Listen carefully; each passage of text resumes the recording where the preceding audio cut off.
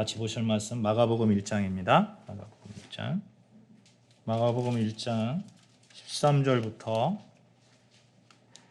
20절 말씀까지 우리 한 목소리로 같이 합독하도록 하겠습니다. 같이 봉독할까요? 시작. 광야에서 40일을 계시면서 사탄에게 시험을 받으시며 들짐승과 함께 계시니 천사들이 수종들더라.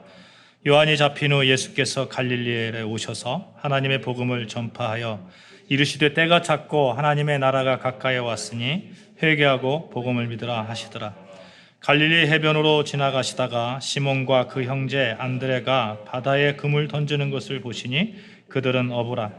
예수께서 이르시되 나를 따르라. 내가 너희로 사람을 낚는 어부가 되게 하리라 하시니 곧 그물을 버려두고 따르니라. 조금 더 가시다가 세베대 아들 야고보와 그 형제 요한을 보시니 그들도 배에 있어 그물을 깁는데 곧 부르시니 그 아버지 세베대를 품꾼들과 함께 배에 버려두고 예수를 따라가니라. 아멘. 지난주에 참 비가 많이 왔죠?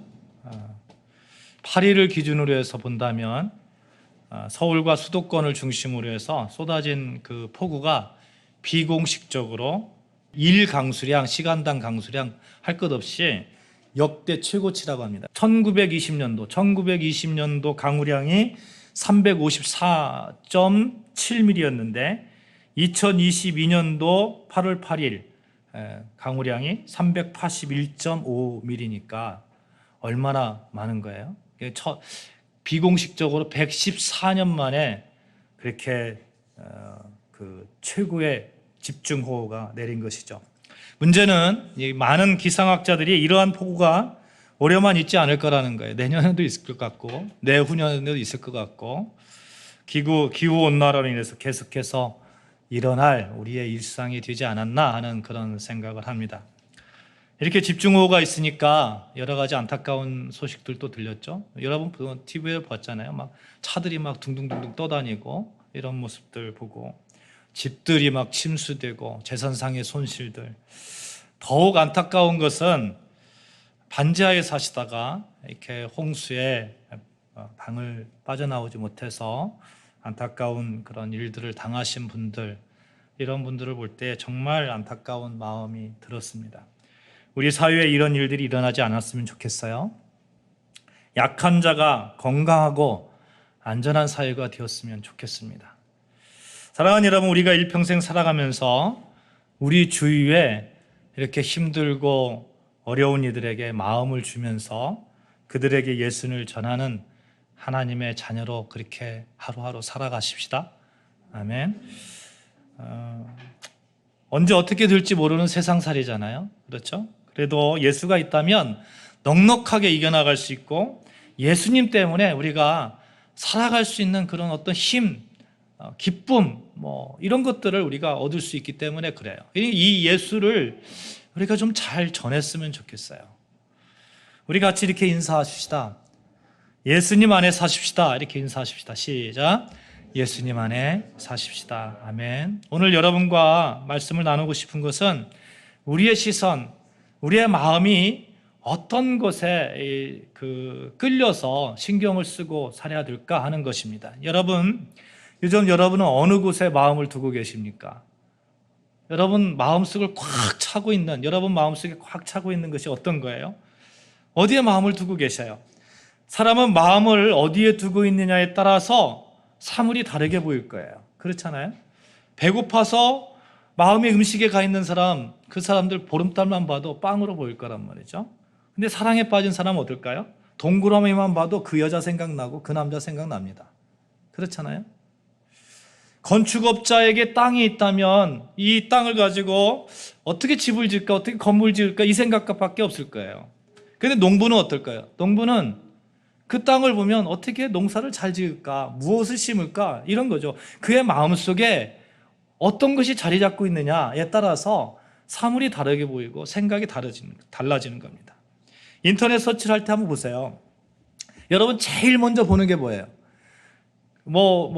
핸드폰을 본다든지 신문을 본다든지 할 때에 제일 먼저 클릭하는 게 뭡니까? 정치면입니까? 사회면입니까? 아니면 뭐 주식입니까? 여러분 제일 먼저 클릭이 가는 그곳에 지금 여러분의 마음이 가 있는 거 아니겠어요? 이런 것을 보면 마음이 가 있다라는 그런 의미는 계속해서 생각나게 하고 바라보게 하고 행동하게 하는 그러한 어떤 힘의 원동력이 되는 것이죠. 히브리서 3장 1절에 보시면 예수를 깊이 생각하라 이렇게 말씀하고 있어요. 또 히브리서 12장 2절에 보면 예수를 바라보자 이렇게 말씀하고 있습니다. 깊이 생각할 수 있는 힘, 바라볼 수 있는 그 힘, 이게 어디서부터 나오느냐 하는 거예요. 그 뿌리가 마음이 가 있는 곳이다 하는 거예요. 마음이 가 있는 곳. 예수를 생각하고 바라보려면 우리의 마음 속에 예수로 가득 차 있어야 됩니다. 그렇게 마음이 가 있을 때 생각도 하고 또 바라보기도 하고 행동하는 거 아니겠어요? 그래서 사람이 어디에 마음이 가 있느냐 하는 것을 알 수 있다면 그 사람이 보인다고 하잖아요. 그렇죠? 우리가 마음을 알으면 그 사람이 보이잖아요. 예를 들어서 누가 누구에게 사랑 고백을 했다고 한번 생각을 해보세요. 그런데 그 고백 뒤에 전혀 그 사람에 대한 마음이 가 있지 않다. 이러면 사랑하는 거예요? 그거 사랑하는 거 아니잖아요. 사랑한다고 고백할 때는 온통 마음이 그 사람한테 가 있는 거예요. 그렇잖아요. 사랑한다고 말하면서 마음은 없고 마음 쓰지도 않고 생각나지도 않고 그러면 사랑이 아니죠. 거짓말한 거죠. 거짓말한 거. 사랑이라는 것은 사랑의 대상에 대한 마음이 가 있는 겁니다. 끌리게 하는 거예요. 끌리고 있는 거예요. 이것을 이렇게 생각할 수도 있을 것 같아요. 내가 어떤 대상에 대해서 마음이 참 많이 가 있다 하는 그런 생각이 든다면 내가 그 대상을 사랑하고 있다는 한 반증이 되지 않겠습니까? 돈을 싫어하는 사람이 없잖아요. 그렇죠? 여기서 돈 싫어하는 사람이 있어요? 없잖아요. 그런데 만약 그 정도가 너무 지나쳐가지고 매일 돈만 생각하고 마음이 계속해서 그쪽으로만 끌린다면 그 사람은 틀림없이 돈에 대한 집착적 사랑을 하고 있는 거예요. 그렇죠? 그래서 마음이 있는 곳을 알면 그 사람이 현재 어떤 것을 사랑하며 살고 있는지 알 수 있습니다.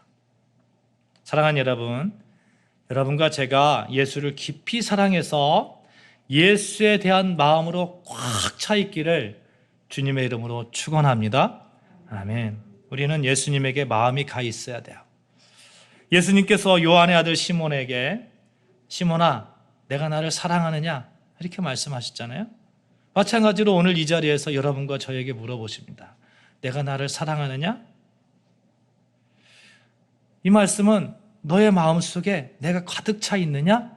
하는 그런 말씀인 거죠. 그런 물음인 거죠. 이렇게 그 사람이 어떤 마음으로 가득 차 있는가 보면 그 사람이 무엇을 사랑하는지 이렇게 알기도 하지만 또 다른 것이 보이기도 합니다. 마음에 무엇이 가득 차 있는 것을 알 수만 있다면 그 사람의 인격 됨됨이를 알 수가 있을 것 같아요. 그렇죠? 사유의 평화를 부르짖는 사람이 늘 마음은 남을 비판만 하고 남을 흠집내려고 하고 깎아내리려고만 한다면 그 사람은 틀림없이 거짓말장일 거예요. 마음이 이렇게 중요한데 그렇다면 여기서 질문 하나 던져보자고요. 과연 예수님은 어디에 마음을 두시고 사셨을까? 어디에 마음을 두시고 사역을 하셨을까? 예수님의 마음밭은 무엇이었을까?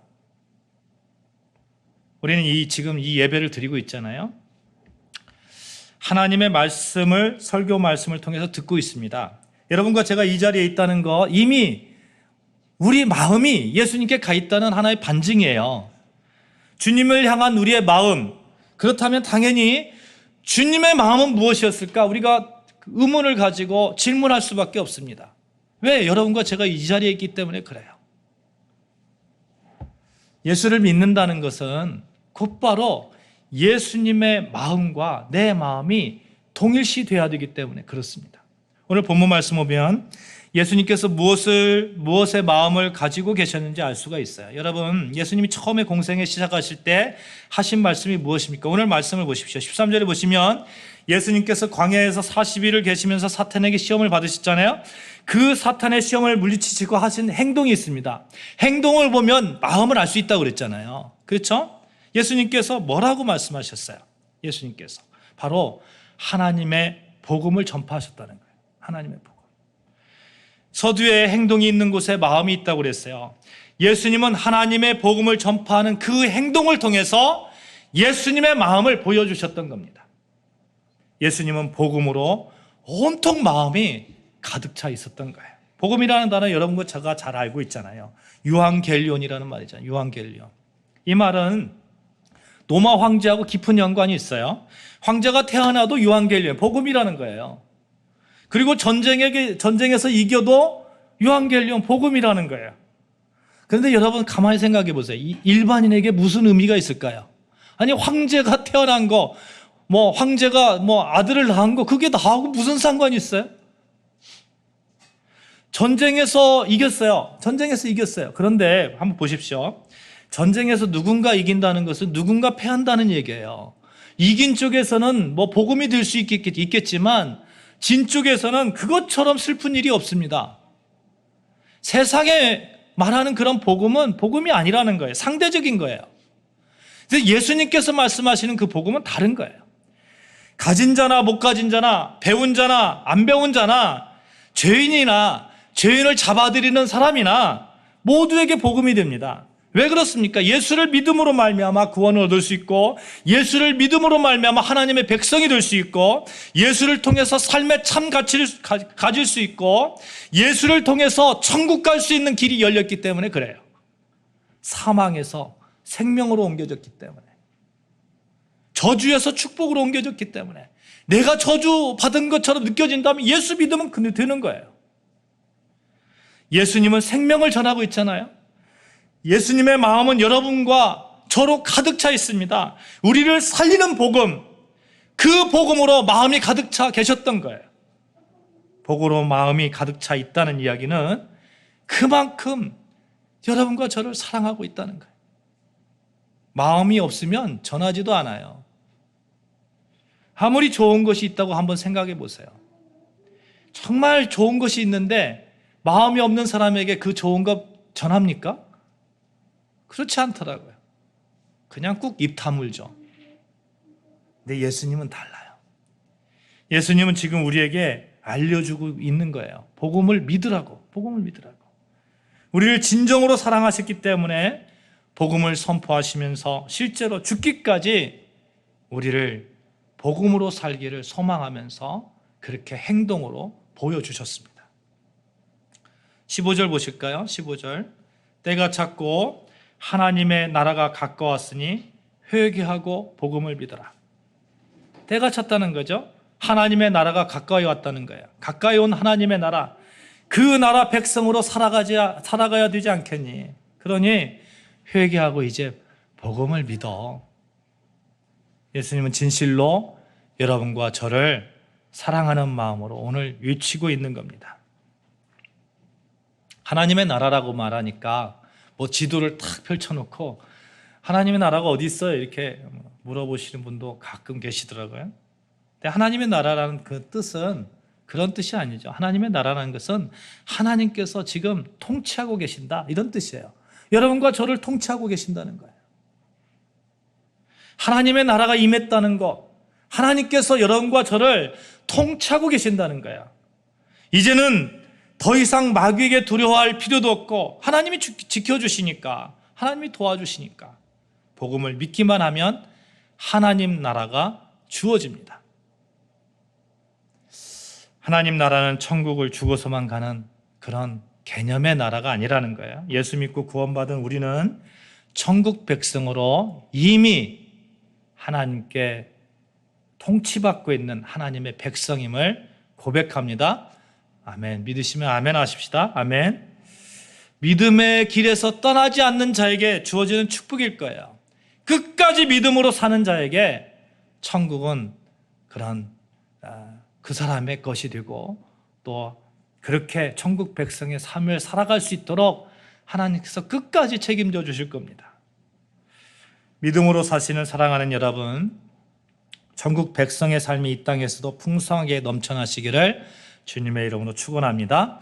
아멘. 복음을 믿는 자에게 주어지는 천국 백성에게 주어지는 선물이 있어요. 우리 로마서 14장 17절 말씀 같이 찾아볼까요? 로마서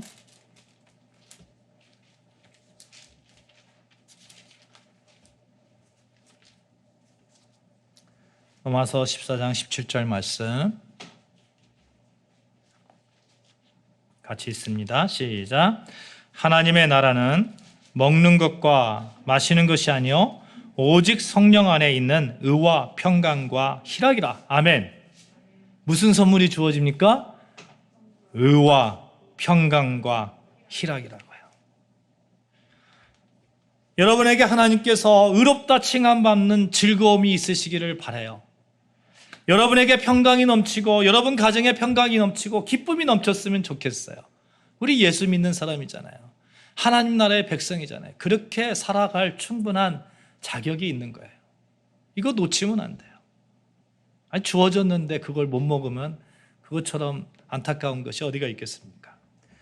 오늘 우리 삶 속에서 하나님이 기뻐하시는 의로운 삶을 살아가고 우리 안에 평화가 넘치고 세상에 줄 수 없는 희락이 있다면 그것처럼 값 있는 그런 삶이 어디가 있겠습니까? 우리가 그런 삶을 살아갈 수 있는 자격, 요건 갖추고 있다는 것 참 기쁘지 않습니까? 우리가 복음 안에 있기 때문에 그렇습니다. 사랑하는 아름다운 가족 여러분, 여러분의 삶 속에 의와 평강과 희락이 넘치시는 하나님 나라의 그 열매를 매일매일 그렇게 따먹으면서 그렇게 한번 살아보자고요. 그렇죠? 화난 일이 있잖아요. 화난 일이 있으면 하나님께서 나에게 기쁨을 주셨는데 내가 이 화남 너무 떨쳐버리면 되지. 가정에서 부부간에 싸움 가운데 그럴 상황이 있잖아요. 싸우게 되는 상황이 싹 생기면 하나님께서 평강을 주셨는데 내가 그래도 예수 믿는 사람인데 이것 좀 제가 어렸을 때 저희 부모님이 저희 어머니하고 이렇게 싸우는 그런 과정을 목격을 했거든요. 어떻게 언성이 이렇게 싹 높아지려고 하면 어떻게 하시냐면 아버님이 어느 순간에 허허 그리고 웃으시더라고요. 허허 그리고 그냥 끝나요. 그렇게 살면 되잖아요. 왜? 우리는 하나님의 자녀니까. 하나님 나라의 백성이니까. 의와 평강과 희락이 주어졌으니까. 그렇게 살아가면서 그러기 위해서 오늘 말씀을 보면 어떤 한 단어가 이렇게 우리 앞에 이렇게 펼쳐지는데 따라해 봅시다. 회개. 시작. 회개라는 단어예요. 여러분, 우리 안에 하나님 나라를 바라보지 못하게 하는 무엇이 있어요? 회개라는 거예요. 그것을 자꾸 회개해 나가야 돼요. 마음을 혼탁하게 해서 하나님에 대한 그런 하나님을 바라보지 못하게 하고 예수에 대한 마음으로 꽉 차 있어야 되는데 그렇게 못하게 하는 어떤 것들이 있다면 회개해야 되는 거예요. 의와 평강과 희락을 빼앗아 가버리는 어떤 것이 있다면 그것을 회개해야 돼요. 교만인가? 자기의인가? 아니면 수치심인가? 죄책감인가? 오만인지 찾아내야 됩니다. 그것을 하나님 앞에 내어놓고 회개하면 되는 거예요. 여러분 부부간에도 한번 보세요. 왜 싸웁니까? 막 수치심 자극하고 나의 죄책감 자극하고 우리 어떤 때는 집안 얘기하잖아요. 그거 집안 가만히 보면 그거 뭡니까? 자격지심 또 나의 수치심 이런 것들 막 자극하니까 그것 때문에 막 싸우는 거 아니에요? 사실 뿌리를 찾아보면 그거거든요.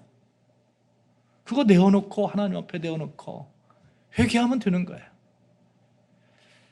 지난 일주일 동안 여러분 얼만큼 회개하셨습니까? 매일매일 회개하셨습니까? 회개가 없다면 우리 신앙을 한번 이렇게 되돌아봐야 되는 그런 우리 삶을 살아야 됩니다. 나는 그래도 특별한 죄를 지은 것이 없어 이렇게 생각하는 사람하고 하나님 나는 죄인입니다. 나를 용서하여 주시옵소서 이렇게 사는 사람은 천지차예요. 날마다 고백하는 사람, 날마다 나는 그래도 괜찮게 사는 사람이 교만으로 사는 사람 여러분 아시잖아요. 누가 더 하나님 앞에 정직한 사람입니까? 그래서 바울이 이렇게 얘기잖아요. 나는 매일 죽노라. 회개는 내 자존심을 망가뜨리는 것이 아닙니다. 잘못했어요. 사람들 앞에서 용서를 비하는 건 자존심 상하잖아요. 근데 하나님 앞에서 회개하는 건 그건 다른 문제예요. 회개 가운데 예수를 닮아갈 수 있는 길이 열리고, 회개 가운데 하나님 나라의 백성의 삶을 터득해가고, 회개 가운데 진정한 나를 세워나갈 수만 있다면, 회개가 무슨, 헬라어 언어에 보면 회개하고 복음을 믿으라 할 때 현재형을 쓰고 있거든요. 회개는 매일매일의 삶 속에서 이루어져야 되는 거예요. 회개하고 믿는 것은 천국을 들어갈 때 딱 한 번 이렇게 하는 통과 의례다 이렇게 말하는 분도 계실지 모르겠어요. 어떤 사람은 우리가 예수를 주로 고백하고 십자가의 능력을 믿고 구원도 받았다면 더 이상 회개할 것이 무엇이 있느냐 이렇게 말하는 분도 계실지 모르겠습니다. 그러나 그렇지 않습니다. 우리는 주님 앞에 우리 매일매일의 삶을 이렇게 내어드려야 되는 겁니다. 물론 우리는 십자가를 통해서 이제 우리의 그 원죄를 이렇게 해결됐어요. 이제 예수 믿기만 하면 그냥 천국 백성이 돼요. 그러나 우리 삶을 한번 되돌아보십시오. 내가 회개할 것이 없는지. 성화의 과정, 예수님처럼 거룩해지는 과정에서 우리는 여전히 죄 가운데 있잖아요. 그러므로 날마다 자신의 죄와 허물을 십자가의 보혈로 씻어내십시다. 날마다 우리의 정과 욕심을 십자가에 못 박읍시다. 나는 십자가와 함께 못 박혀 죽었고 장사되었고 부활하여 새 생명으로 살고 있다. 이 고백을 매일매일 하는 거예요. 매일매일. 나의 죄책감, 나의 수치심, 나의 교만들 매일매일 십자가에 못 박혀 죽었고 그걸 장사 지내기까지 했고 이제 부활하여 새 생명으로 살아가는 사람이다. 매일매일 고백하면서 살아가는 거예요. 이런 마음으로 주님 앞에 설 때에 우리는 진정으로 복음을 믿는 자로 인정받게 될 것입니다. 칼 바르트라는 사람이 이런 얘기를 했어요. 우리는 십자가 앞에서 항상 두 가지를 기억해야 된다고 이렇게 얘기를 하는데, 하나는 내 죄가 얼마나 큰가를 깨닫는 가운데 내 죄가 얼마나 크고 무거우면 주님께서 그토록 엄청난 고난을 당하셨는가라는 것 하나, 두 번째는 다른 하나는 내 존재가 얼마나 귀하고 사랑스러운가를 깨달아야 되겠는데, 내가 얼마나 귀하고 소중한 존재이길래 주님께서 그 엄청난 대가를 치르셨는가라는 것 두 가지를 우리가 늘 기억해야 된다. 이렇게 말을 했어요. 여러분, 우리는 귀한 존재입니다. 죄가 정말 많이 있지만 우리 같은 존재를 통해서 예수님께서 십자가에 못 박혀 돌아가셨잖아요. 우리 사실을 우리가 기억해야 돼요. 따라서 우리가 해야 할 일이 있어요. 날마다 십자가 앞에서 자신의 죄를 회개하고 자신의 존재 가치를 소중하게 여기면서 매일매일 예수님 닮아가는 거예요. 예수님 닮아가는 거. 회개를 뜻하는 메타노니아라는 이 단어가 있잖아요. 이런 거예요. 그 방향을 바꾼다 이런 거거든. 방향을 바꾼다. 그러니까 행동이 없으는 거예요. 행동이. 아까 행동이라는 것은 그 마음이 가 있어야 행동이 이루어진다고 했잖아요. 그렇잖아요. 그러니까 우리가 회개한다는 것은 정말 중요한 의미를 갖고 있는 거예요. 내가 그렇게 하려고 하는 마음이 있어야 되는 거예요. 매일매일 그렇게 살려고 하는 마음이 있어야 돼요. 구체적인 실천의 행위가 회개가 돼야 되고, 그 하기 위해서는 내 마음이 그걸로 가득 차 있어야 돼. 내가 그렇게 살아보야 되겠다.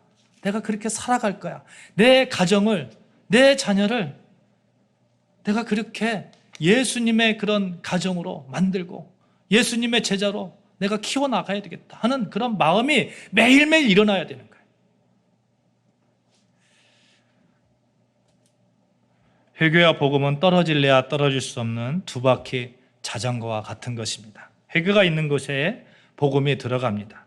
복음으로 마음이 가득 차 있는 사람은 회개의 삶을 살 수밖에 없어요. 그래서 우리가 그렇게 내가 복음을 전하는 사람이야 이렇게 늘 고백한다면 내가 늘 삶 가운데서 회개할 것이 있으면 주님 앞에 매일매일 이렇게 내어드리는 그런 마음으로 살아야 되겠다.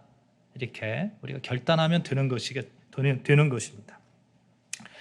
회개라는 것이 또 한 가지 우리가 생각해 보고 싶은 것이 이 겸손하고 아주 밀접한 연관을 가지고 있는 것 같아요. 어제 잘못된 것을 깨닫고 오늘 어떻게 여러분 잘 해보려고 했는데 잘 됩니까? 내가 어떻게 해보려고 했을 때 잘 안 되잖아요. 그러니까 늘 내 자신을 바라보게 되는 거죠. 나는 그렇게 부족한 사람이구나 바라보게 되고, 그렇게 부족한 사람임을 알게 되면 겸손하게 주님 앞에 나를 내어놓고 주님 나를 붙들어 주시옵소서 이렇게 고백할 수밖에 또 없습니다. 겸손이라는 단어가 원어적으로 보면 굴욕당한다 이런 뜻이거든요. 예수님께서 그랬잖아요. 예수님 겸손의 왕이라고 하잖아요. 예수님 겸손의 왕. 예수님이 굴욕당하셨잖아요. 십자가 앞에서 굴욕당하셨잖아요. 사랑하는 여러분, 우리가 우리 삶을 마음대로 할 수 있다는 그 교만함 내어놓고 우리의 주인 되신 하나님께 우리 삶을 맡기면서 겸손히 주님을 그렇게 섬겨 나갑시다. 그런 자에게 복음의 기쁨이 참 기쁨이 될 것이라고 저는 생각합니다. 이렇게 회개와 복음을 믿는 자에게 주어지는 미션이 있어요. 여러분 잘 아시잖아요. 우리가 복음을 전하는 자로 이 땅에 사는 거예요. 이 복음을 전한다. 예수님께서 부탁하셨잖아요. 예수님은 갈릴리 해변을 지나시다가 시몬과 그 형제 안드레를 부르십니다. 그들은 열심히 그물을 던지고 있었어요. 조금 더 가니까 세베대의 아들 야고보와 그 형제 요한이 있었어요. 그들 역시 고기를 잡기 위해서 그물을 손질하고 있었습니다. 오늘 17절 말씀 한번 같이 읽어볼까요? 17절 본문 17절 말씀입니다. 같이 읽습니다. 시작. 예수께서 이르시되 나를 따라오라. 내가 너희로 사람을 낚는 어부가 되게 하리라 하시니. 나를 따라오라 이렇게 말씀합니다. 따라오라라는 그 원어적 표현은 뒤에 있다 이런 뜻이거든요. 뒤에 있다. 뒤에 가만히 있는 것이 아니고 지지하면서 쫓아오는 거예요. 지지하면서. 예수님을 지지하면서 뒤에서 묵묵하게 쫓아오는 거예요. 이게 다른 말로 표현하면 예수님이 먼저라는 거예요. 예수님이 마음속에 가득 차 있으니까 예수님을 앞세우는 거예요. 사랑하는 여러분, 예수보다 우리 삶이 앞서 있습니까? 그러면 예수님 따르는 거 아니에요. 예수보다 내가 더 앞서가려고 하는 거, 그거 정말 좋은 거 아닙니다.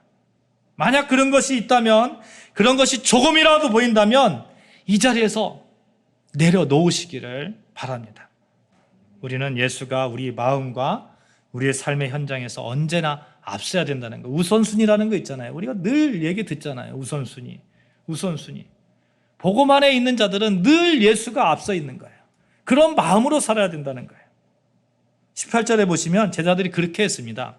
곧 그물을 버려두고 따르니라. 그들에게 그물은 생명줄이에요. 생명줄. 그걸로 먹고 살았어요. 근데 이제 그들은 예수가 먼저가 된 것입니다. 예수가 우선이 되었던 거예요. 사랑하는 여러분, 예수님이 가지셨던 그 마음을 우리 마음에 가득 채우시기를 바랍니다. 복음으로 가득 채우시기를 바라요. 예수님과 같은 마음을 가지고 살아가자는 거예요. 회개하면서 복음을 믿으면서 그 복음을 전하는 예수를 따르는 자, 늘 예수가 앞서는 그런 삶, 예수의 마음으로 가득 차 있는 그런 삶, 얼마나 멋집니까? 생각만 해도 내가 그리스도로 살기로 그렇게 작정했다면, 예수로 가득 차 있는 그런 마음으로 산다면 그것처럼 멋있는 삶이 어디가 있어요? 의와 평강과 희락이 주어지는데, 우리 아름다운 교회 성도들 다 그렇게 예수님으로 가득 찬 그런 마음으로 이 땅에 멋지고 행복하게 그렇게 의와 평강과 희락을 그렇게 가지면서 살아가는 여러분과 저 되어주시기를 주님의 이름으로 축복합니다. 아멘. 기도하시겠습니다. 하나님 아버지 감사합니다.